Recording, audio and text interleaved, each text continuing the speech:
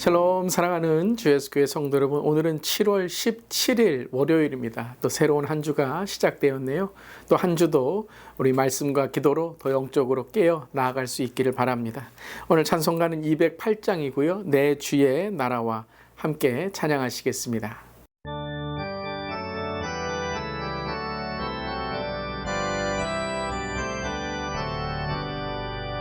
내 주의 나라와 주 계신 성전과 피 흘려 사신 교회를 늘 사랑합니다. 내 주의 교회는 천성과 같아서 눈동자같이 아끼사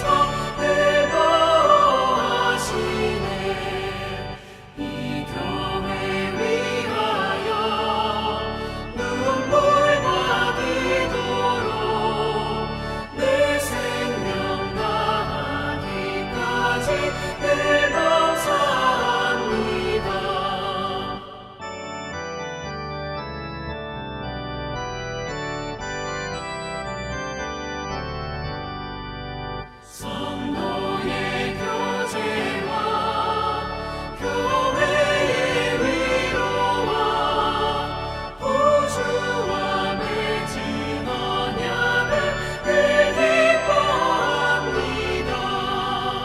하늘의 영광과 베푸신 은혜가 진리와 함께 영원히 시온에 넘치네.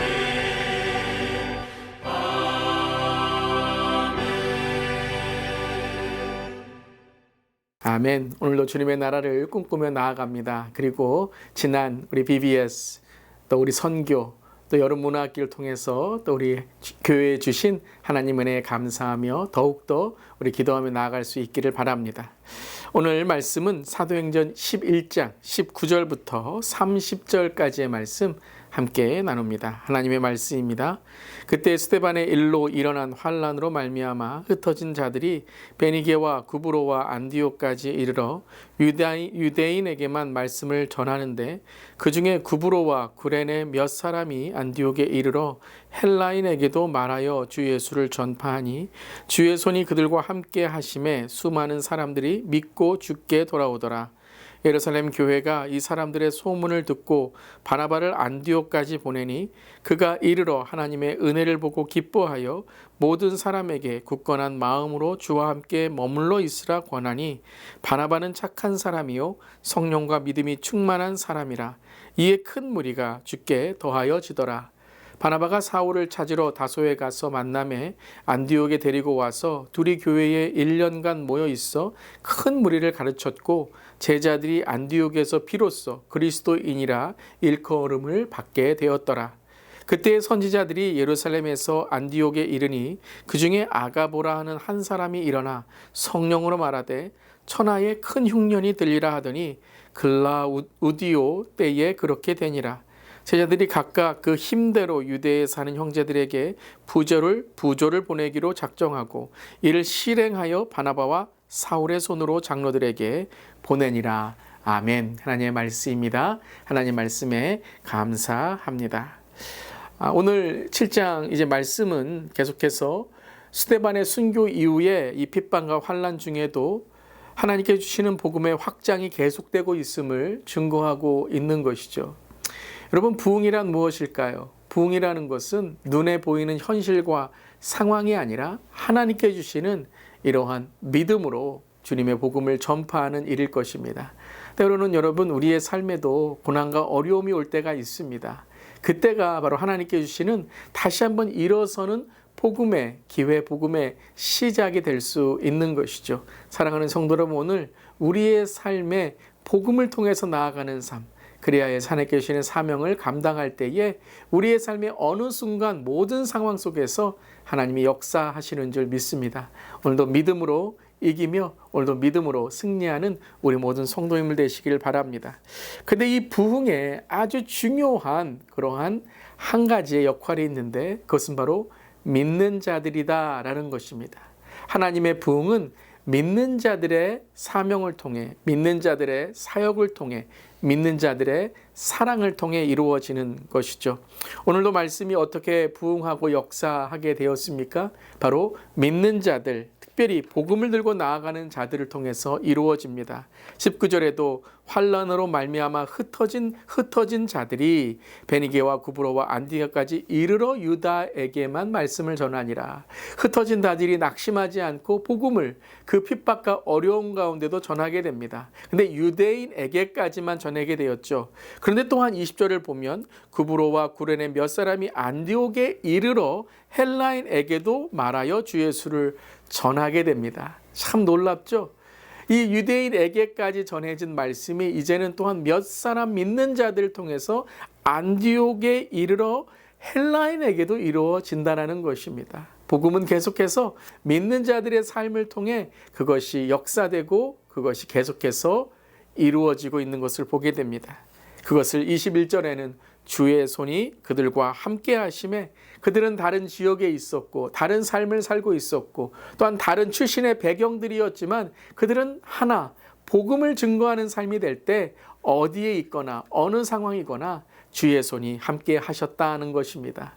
오늘 우리 성도님들에게도 주님의 손이, 이 주님의 섭리의 은혜가 함께 하시길 바랍니다. 그때 수많은 사람들이 믿고 주께 돌아오더라. 아멘. 오늘도 우리가 주님의 사역을 감당하고 주님께 나아갈 때에 주님께 믿는 자들, 잃어버린 영혼들이 주님께 나오는 놀라운 이런 역사들이 일어날 줄 믿습니다. 근데 그 하나 오늘 등장하는 사람이 있는데요. 그 사람이 바로 22절이죠. 바나바를 안디옥까지 보내게 될 때 그가 하나님의 은혜를 보고 기뻐하고 모든 사람에게 굳건한 마음으로 주와 함께 머물러 있으라 권면하게 됩니다. 이 바나바란 이름의 뜻이 무엇이죠? 바로 위로하는 자다라는 뜻입니다. 바나바가 가장 영향을 주었던 사람 중에 하나가 누구였습니까? 바로 사울, 바울이었죠. 그 바울이 바로 하나님의 복음으로 나아갈 수 있었던 아주 큰 역할이 아나니아와 또 오늘 바나바였던 것입니다. 근데 바나바를 이렇게 설명을 합니다. 바나바는 착한 사람이요. 저는 여러분 그리스도인들이 착해야 된다고 생각합니다. 이 착하다는 건 단지 어떤 인격과 성품의 착함이 아니라 착하다는 건 transparent. 하나님이 내 삶을 통해 투명하게 보여지는 삶을 말하는 것입니다. 그것이 선함이고 착한 것이죠.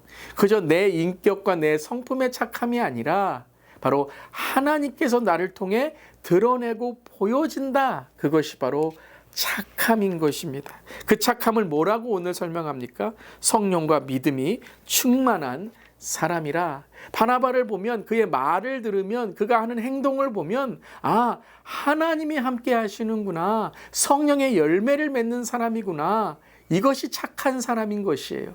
요셉도 그랬죠. 요셉이 착한 사람인데 그 주변에 있는 모든 사람들이 그 애굽에 있는 사람까지도 왕까지도 요셉을 보며 하나님이 함께 하시는구나 라는 것을 깨닫게 됩니다. 사랑하는 성도 여러분, 오늘 저 여러분 모두 착한 사람이 되기를 바랍니다. 척하는 사람이 아니에요. 그리스도인인 척, 내가 꼭 착한 척, 내가 믿는 척하는 것이 아니라 나를 통해 하나님이 보여주도록 그렇게 하기 위해서는 어떻게 돼야 됩니까?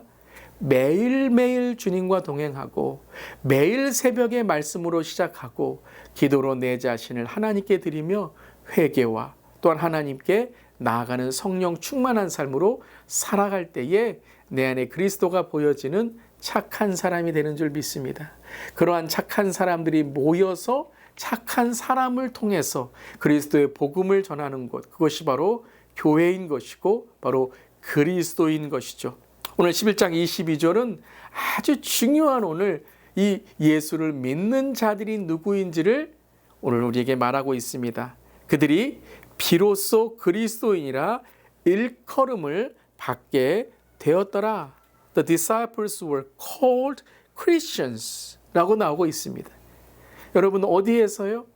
사람들에게서라는 거죠. 내가 믿습니다 라고 말하는 것이 아니라 아, 저 사람은 믿을만해 라고 할 때 그것이 바로 그리스도인인 거예요. 그리스도인이 보여. 예수님이 보여, 그리스도가 그의 삶을 통해 보여 예수님께 속한 자이구나라는 게 보인다. 이게 그리스도인이란 뜻이죠. 사랑하는 성도 여러분, 우리 모두 그리스도인이라 일컬음을 받을 수 있는 자가 되기를 간절히 기도합니다.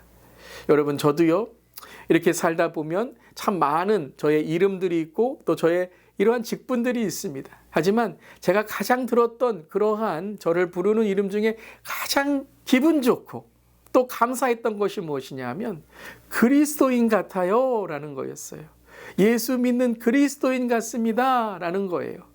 여러분, 우리 모두 다른 사람에게 가정에서 일터에서 그리스도인 같아요, 예수님 믿는 자 같아요 라고 부름을 받는 우리 모두 되기를 바랍니다. 저는 그게요, 우리의 제일 첫 번째의 부르심이라고 생각합니다. 그리스도인이 되는 것이죠. 예수님 믿는 자가 되는 것입니다. 자, 바나바가 바로 이 바나바와 함께 있었던 안디옥의 공동체가 그리스도인이라고 일컬음 받습니다. 두 번째 또 한 사람이 나오는데요. 그 사람이 28절에 아가보라는 사람입니다. 자, 그리스도인의 또 하나의 모습을 보여줍니다. 이 아가보라는 한 사람이 일어나 성령으로 말하되 천하에 큰 흉년이 들리라 하더니, 자, 이제 이 아가보라는 사람이 예언을 하게 되는데요. 흉년이 들 것을 예언합니다. 하나님의 이 뜻을 말하게 되는 것이죠. 근데 아주 중요한 이 아가보의 역할은 예언을 하는 사람만이 아닙니다. 그 다음 구절을 보면 29절에 제자들이 각각 그 힘대로 유대에 사는 형제들에게 부조를 보내기로 작정하고 이를 실행했다라는 것이에요. 이 흉년이 든다는 예언을 통해서 아가보는 교회들에게 이제 가난한 자들, 어려움을 당한 자들을 위해 구제 헌금, 이 부조를 하는 것을 예언하고 있다는 거예요.